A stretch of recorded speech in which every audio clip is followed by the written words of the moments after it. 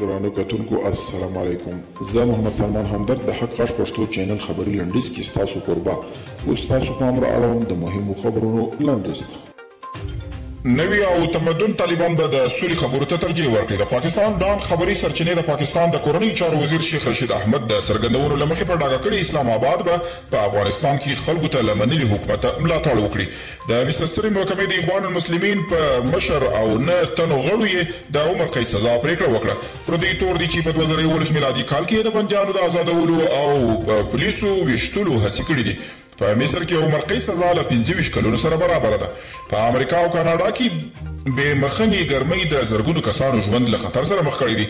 امریکایي چارواکو ویلي چې امریکا په ځینو ایالتونو کې د ګرمۍ له امله لسګونه ځایه په ځنګلونو کې اورلګېدنې رامنځته شوي دي.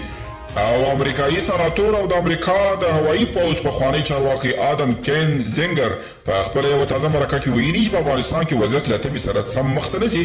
د په خبره شایي امریکایي ځواکونه اړ شي چې بیرته افغانستان ته ستانه شي.